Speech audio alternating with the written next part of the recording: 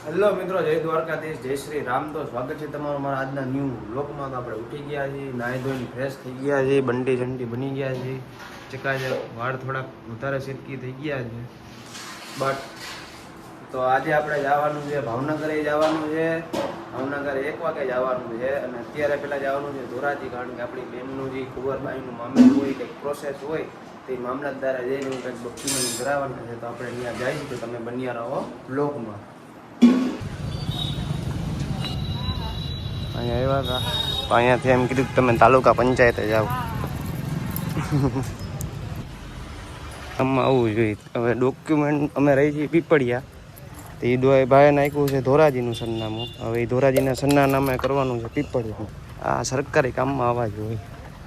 નીકળાવી તાલુકા પંચાયતથી હવે આમ જવાનું છે ક્યાંક, કીધું ત્યાં બન્યા રહો. હવે અહીંયા જવાનું ભાઈ. આ લોકોનો ત્રાસ એટલો છે ને વાત. તે પાછા તાલુકા આવ્યા છે. હવે અંદર જાય શું કહે છે નવી. તો ફાઇનલી હવે આવા સરકારના ઘરે આવી ગયા છે. 3-4 ટકા ખાઈ ખાઈને સરકારી કામ નહીં, સરકારી કામમાં 3-4 ટકા ખાવા જ પડે. તમને બધાને ખબર જ છે. ઠંડુ પાણી પીને હજી નાઈ ધોઈને ગરમી થઈ.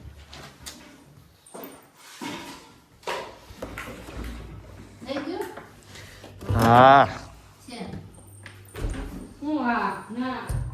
જોયો ને આપણો ફોટો. આપણે પેલા આવા હતા બંટીડા. પાછા નીકળી ગયા છીએ. આપણો ભાઈ બંધ છે, ઓળખતા આવીશું. કાર્તિક મેર કરીને હવે એને લીધો જ આઈફોન. જેના ફોનમાં વોઇસ મેલ રાખતા ને આવડતું નથી. વોઇસ મેલ કરતા કરી દઈએ આપણે એને. બસ સ્ટેન્ડે જઈએ. હવા એક તો પૂછતા નથી. કાર્તિક મેર ચશ્મા.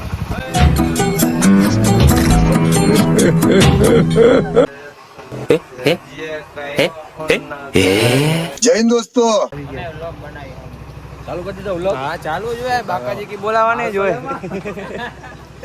કપડા પેક કરી લઈ, પેલા જમી લઈ, જમવાનું કામ કરી નાખવાનું. રોટલાઓને એમ ના થાય ભૂઈ ખાઈ ગયા. જમી લઈ, પછી પાછા નાહી લઈ, પછી નીકળી ગયા છીએ. હવે જાય છીએ ભાવનગર જવા માટે. ચાવી તો ભૂલાઈ. આપણે જવાનું જો તૈયાર થઈ ગયા છીએ. બેગ બધું ઘંટી સંટી બની, નાહી ધોઈને કપડાં બદલાવીને આપણો ભાઈ આવે આને સાચો ભાઈ બંધ કહેવાય. બસ સ્ટેન્ડે પહોંચી ગયા. અમારું બસ સ્ટેન્ડ હજી બનાવીએ, ન્યૂ ડેવલપમેન્ટ થાય છે. રાજકોટમાં કઈ રીતના છે એ રીતના થાય છે. અહીંયા કામકાજ ચાલુ છે. અને આનું બધું શિફ્ટિંગ ઓલી બાજુ કરે છે. આમ દેખવાનું રાઈટ.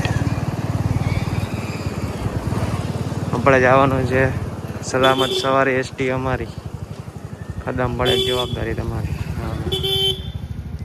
આ છે અમારું ધોરાજીનો ડેપો. સલામત સવારે એસટી અમારી. કાડામ પડે જવાબદારી તમારી એસટી બસમાં. આપણે જ છીએ 3-4 જણા. ઉપર પૈસા હજી તો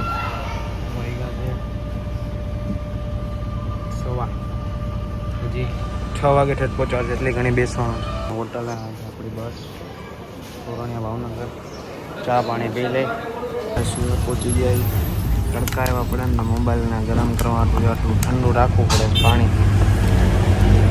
આ છે સુરત.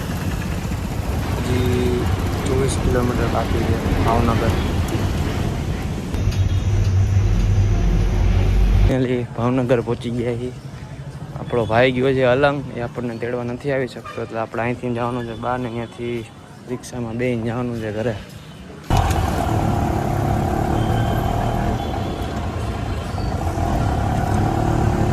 ફાઇનલી તો આટલો બસમાં સફર કરીને આપણે ફઈના ઘરે પહોંચી ગયા છીએ. ભાવનગર મારા ભાઈ રહે છે. અને આપણો મેક્સુ